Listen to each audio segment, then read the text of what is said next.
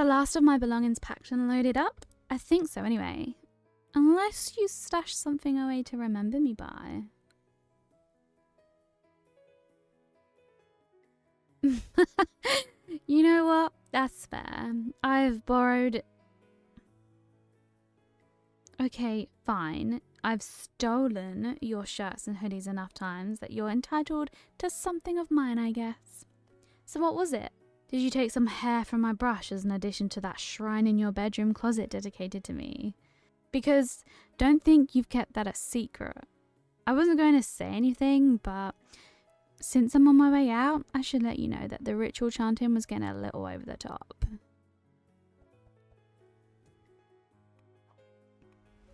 Oh, I see how it is. You're going to play mind games with me. I'm going to get to my new place and get everything unpacked and stored away. Then in 2 weeks, when I can't find something, I'll have to ask myself whether I just misplaced it or if it's something you decided to hold on to. All of that just to make sure I still have to stay in contact with you after I've made good my escape. You think you're some kind of devious mastermind, but I'm onto you.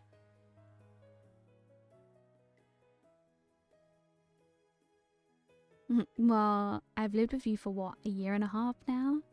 If I didn't know how your mind worked by this point, I'd basically be hopeless. Especially when you consider how close we've gotten during that time. So don't go thinking that you can slip something like that past me, mister. Really though, I don't think I'll be able to thank you enough for everything you've done for me. No, really, stop saying that. I do need to thank you, and I will always owe you my gratitude for everything. I remember those first couple of days after the fire, almost broke, living out of a hotel room only for as long as my insurance would cover it, spending my time picking through whatever possessions that weren't torched but were now completely soaked with water and chemicals from putting the fire out. All of it thrown into a storage unit that reeked of smoke. All of that on top of being downsized out of a job the week before. I felt like I had nothing left. I didn't know where I was going to go or what I was going to do. Then you reached out. We were friends, sure, but we weren't that close. At least I wouldn't have thought so, but you just opened up your home to me. And you did everything you could to make it feel like my home too. You made me feel as if I wasn't just some homeless girl couch surfing until things got better. And you never asked for anything in return either. Even when I got my new job and was in a position to start paying rent or something like that, you kept turning me down, kept telling me to put it towards something else so that I could get to a place where I wouldn't feel like I had to give you something anymore. And then, besides the financial stuff, there's everything else you've done for me. Helping me deal with insurance claims when I was in no headspace to deal with other people. Letting me cry on your shoulder when the stress of everything became way too much to bear. Finding better and better jobs for me to apply to. Surprising me on my birthday with replacements for a bunch of sentimental trinkets I thought I'd never see again. I can't... There's no way I'll ever be able to... Yeah, I will happily take one more big bear hug from you as I'm on my way out the door.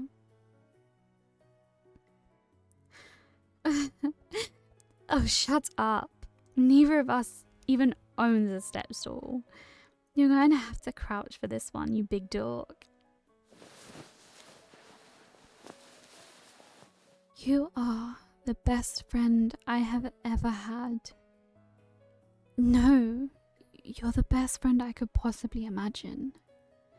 I was so devastated and despondent the day you reached out to me that if you hadn't, I don't know if I'd be here today. You saved me. The sheer patience and kindness and generosity you've shown me might even have led me towards a better life than I would have had if that fire had never happened. I owe you everything.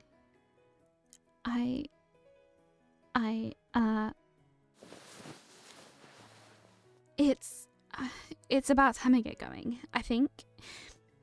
As much as I would want to stay here with you for the rest of the day, I have a lot to do to get settled in at my new place. Here are your keys. I will call you once I'm settled in and we can figure out some kind of schedule where we can still hang out. Obviously not as much as before, which really, really sucks. But yeah, I'll see you later. I'm going to miss you.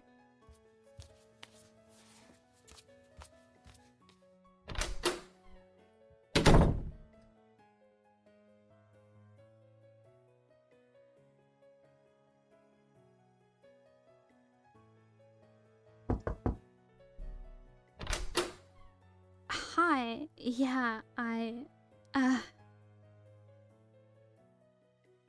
wouldn't say I forgot something, more like almost missed it.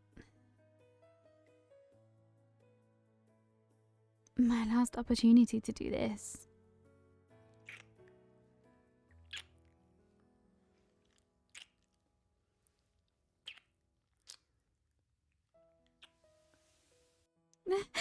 Whoa. Hold on. Just, you kissed me back? I didn't expect... This wasn't what I... You want this too?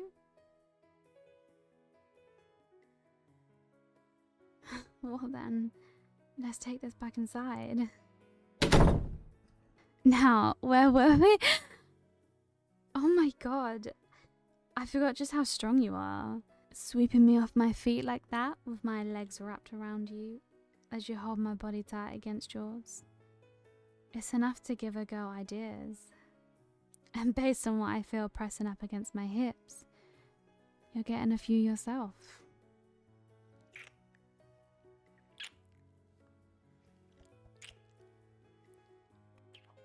I need to know though, why didn't you say or do anything like this earlier?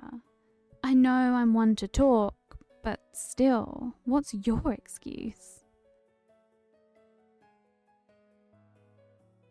What? Am I suddenly too much of a burden for you to bear if I'm not grinding against you?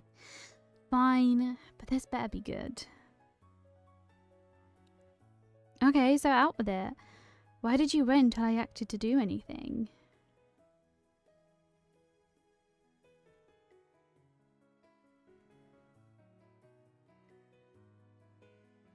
No, yeah, I completely understand. I was dependent on you for, well, at the beginning, pretty much everything. I see why you'd be hesitant to try and pursue me under those circumstances. You didn't want me to feel like I had to accept any advances because I owed you anything, or that if I refused it, you might kick me out. To be honest, I was thinking along the same lines. I didn't want to approach you because I was worried you'd see me as just in it for what you were giving me.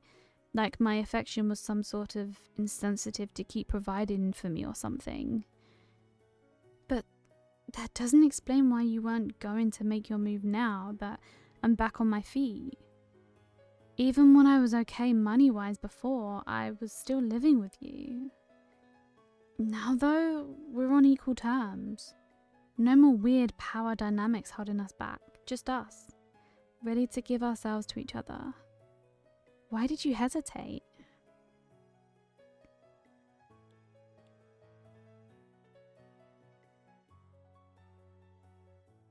Oh god, no.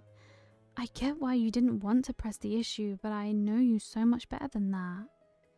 You are so much better than that.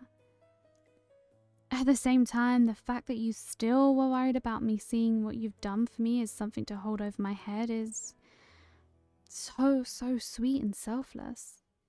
You were ready to give up your opportunity to find happiness with me because you couldn't be sure that I was going to reciprocate without any reservations. But I am. I thought I couldn't love you any more than I already did, but you just keep finding new ways to win me over. Yeah, that wasn't a slip up. I said I love you. What are you gonna do about it?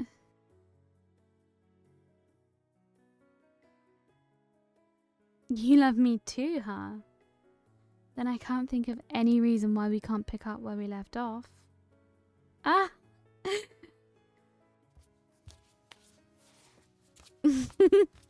Oh my god, you can't just pick me up and carry me off wherever you want now, just because you know I want your hands on me. I mean, I can't really stop you, but the point stands. The kitchen counter. I'd be lying if I said I hadn't daydreamed about this particular scenario more than a few times. Looks like you have too. But while I can actually look you in the eye, there's something I really need you to know.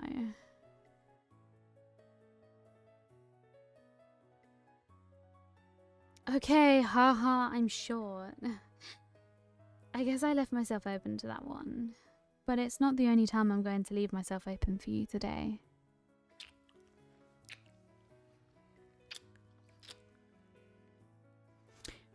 But here's what's going to happen. I have been patient for way too long to take things slowly and sweetly. Now that we're in each other's arms, we can be tender and sappy tomorrow.